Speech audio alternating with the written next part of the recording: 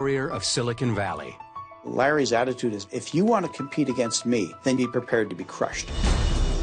Larry Ellison started Oracle Software over 30 years ago, and it has made him the highest paid executive over the last decade, with a total compensation of $1.84 billion. There was nobody better than Larry at making a customer believe that he could change that person's business life with his product. He sees around the corner well before many of us get to the end of the street. He'll do whatever it takes to win, in the office. SAP, the German software firm, was ordered to pay Oracle $1.3 billion. Or on the ocean. There is absolutely no doubt that he hates to lose. His company's technology has become the backbone of the world's information systems, from government to online commerce. The brazen billionaire is an ambitious provocateur with a singular management style. I have a theory that Larry's succession plan for Oracle is he is trying to figure out a way that when he's 6 feet under in a grave, he can still run Oracle.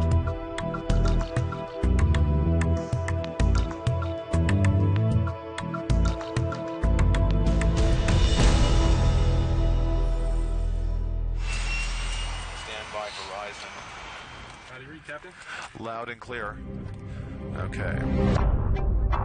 If you know anything about Oracle's Larry Ellison, it probably goes something like this. I've got a Bugatti, the fastest car in the world. His home cost $200 million. The fastest sailboat that's ever been built. I'm addicted to winning. The more you win, the more you want to win.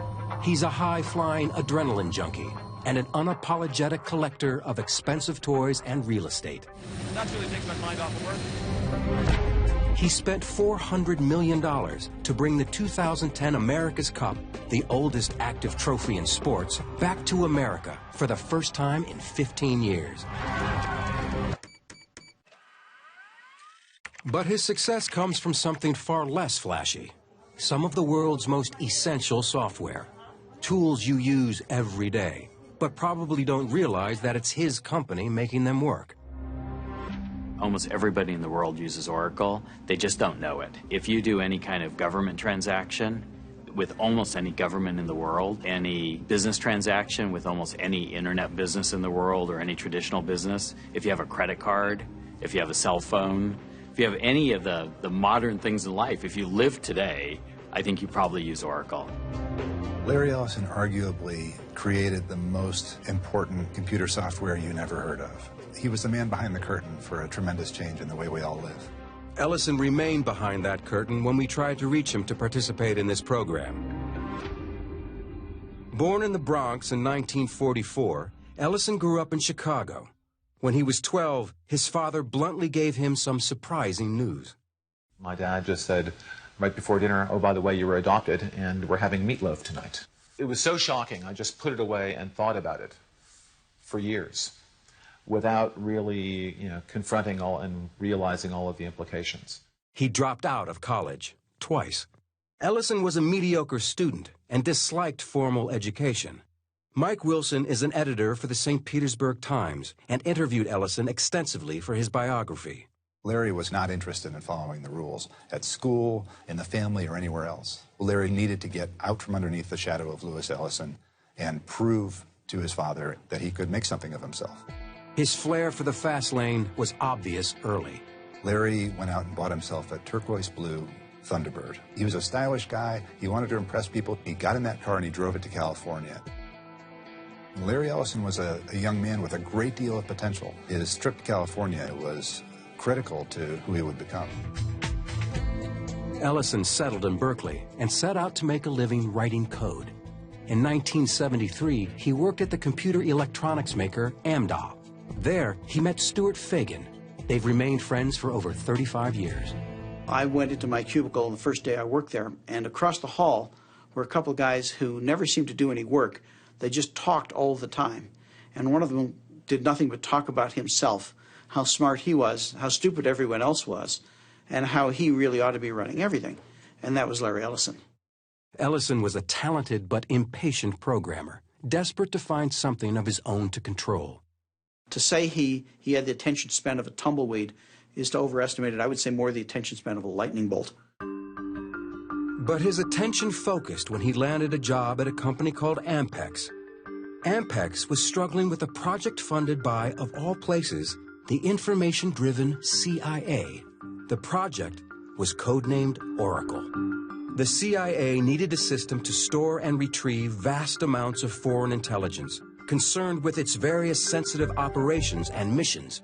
For Ellison, it was the job of a lifetime, and would plant the seeds for his future.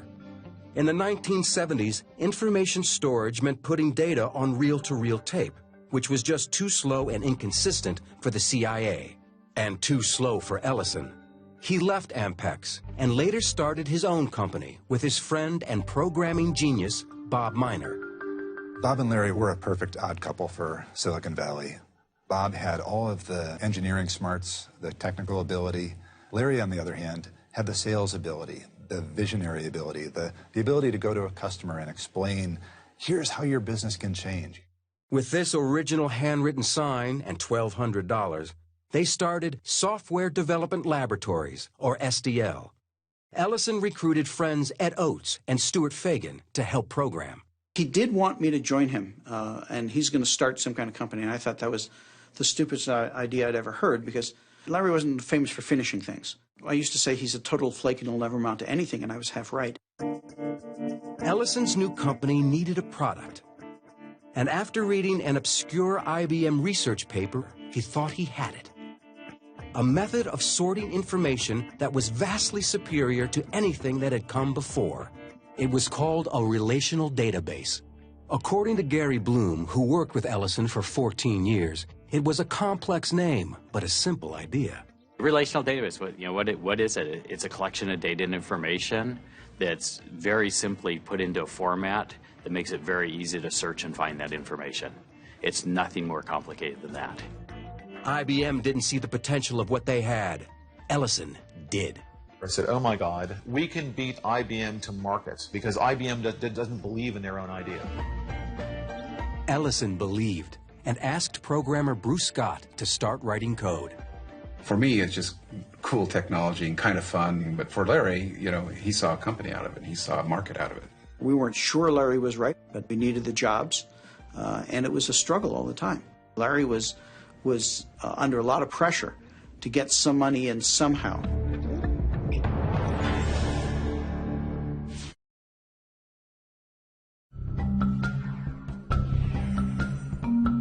In 1977, at age 34, Larry Ellison's startup software company was busy creating a smart database they thought would revolutionize how companies retrieve, manage, and analyze data.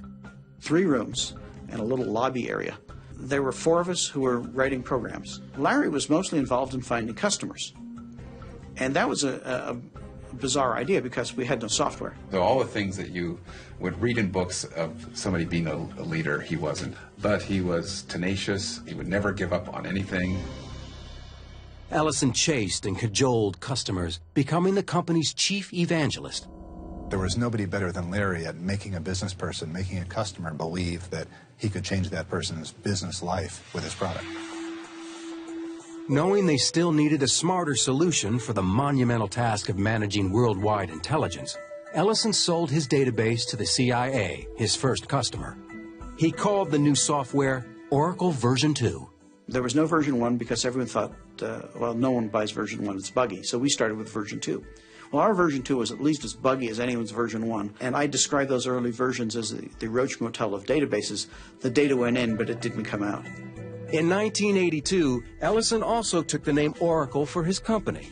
He targeted government agencies and major corporations in his own unique way. I remember him telling me very distinctly one time, Bruce, we can't be successful unless we lie to customers. For some reason, Larry told the Bank of America, I think he told us there were 15 of us, when in fact there were 5 of us. Now, I'm not sure why the Bank of America would think differently of you if you're 5 or 15.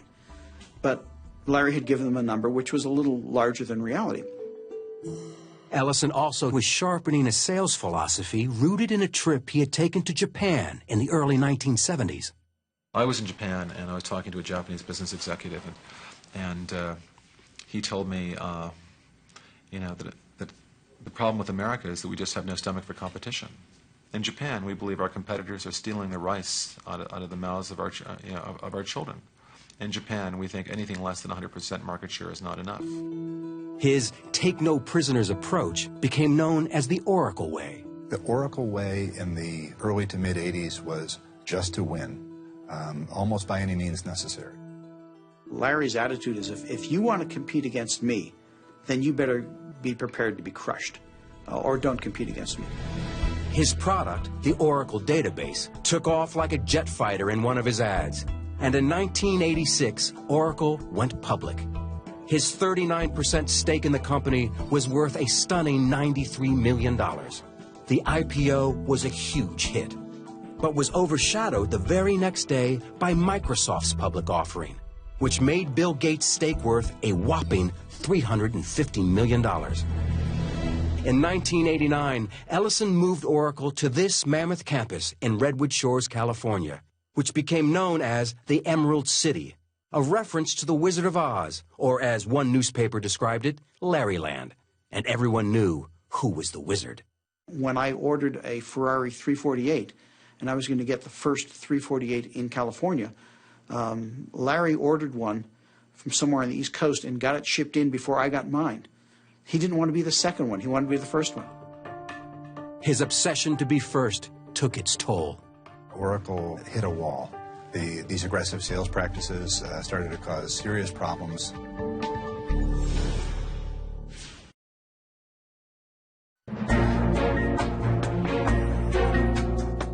Oracle's aggressive sales practices in the 80s turned the company into an accountant's nightmare.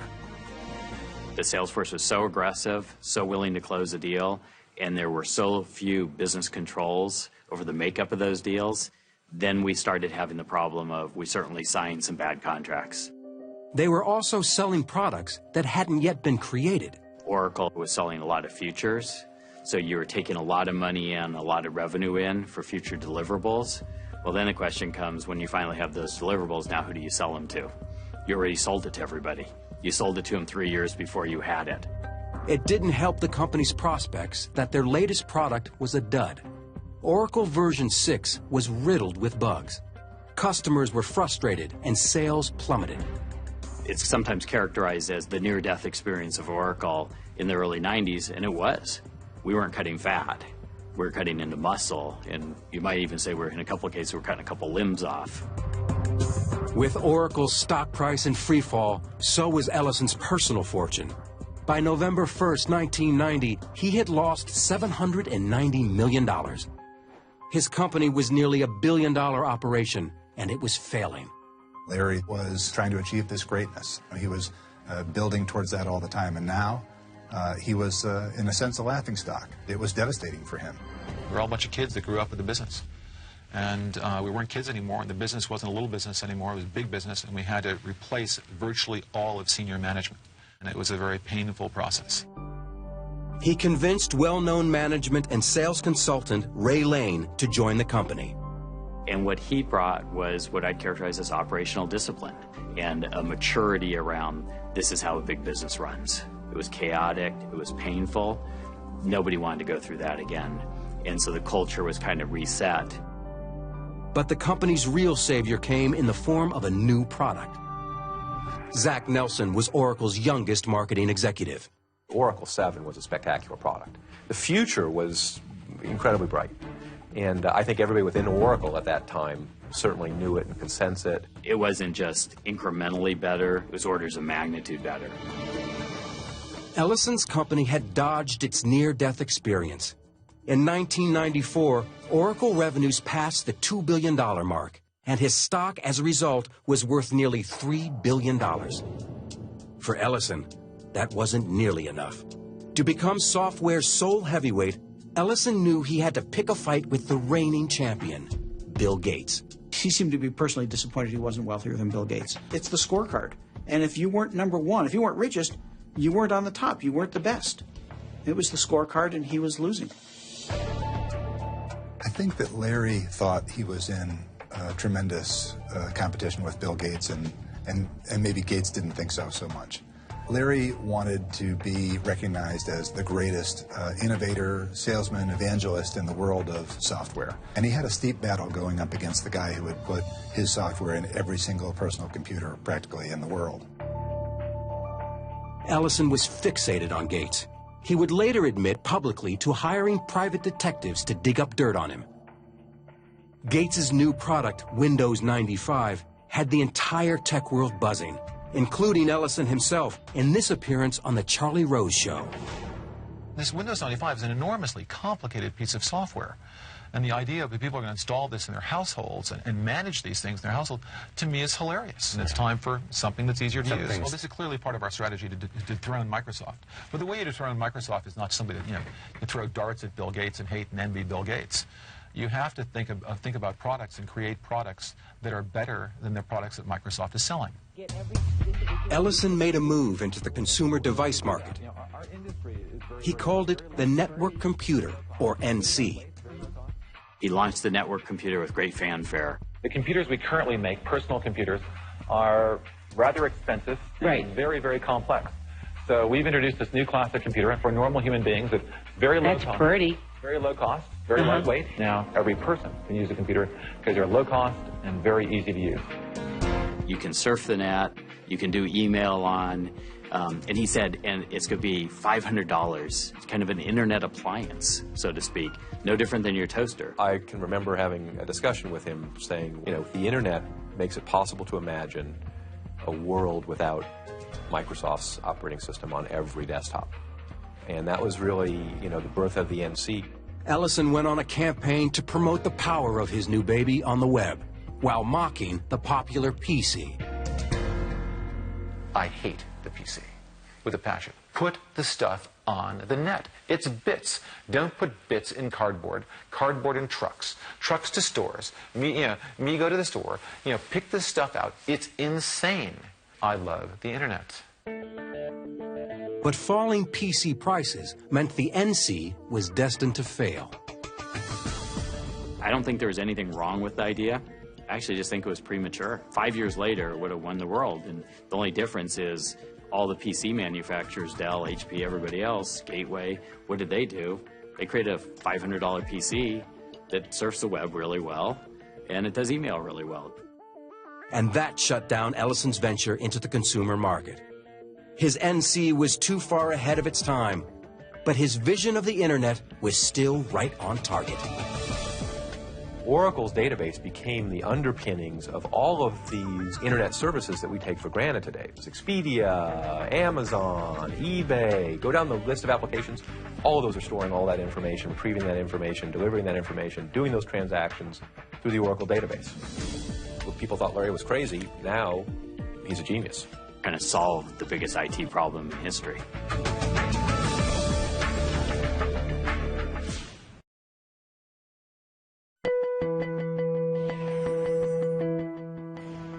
By 2000, Larry Ellison's company, Oracle, was among the elite tech companies in the world.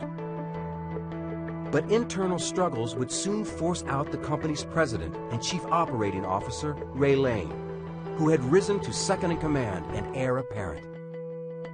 He described the culture at the company he left. It wasn't good enough for a salesman to make their quota. They had to make 200% of their quota. It was, the top 10% get rewarded millions, and everybody else, falls by the wayside. They're weak soldiers, shoot them. A departing Lane said he didn't fit into Oracle's system, and that the only person making decisions at Oracle is Larry. Lots of people that transitioned in and out of Oracle got confused who was in charge. And that's a pretty volatile, that's like a galactic collision, where two stars hit, and it's a pretty violent explosion. Oracle, the company, was on a roll, but was lagging behind in one key area. We're still fighting to be relevant in the applications world. We're the #2 application provider in the world, and we're #2 in ERP behind SAP. Boy, this #2 is getting old. And we're #2. Not for long. We're #2 in CRM behind Siebel, but we're growing faster than SAP, and we're growing faster than Siebel, and we're determined to become #1 in applications, as like we're #1 in database. To get to #1, Ellison needed to do something his company had long avoided: buying new technology through acquisitions. When he came to that conclusion, he opened his wallet and bet far bigger than anyone else did. And in fact, he did it far faster than anyone else did.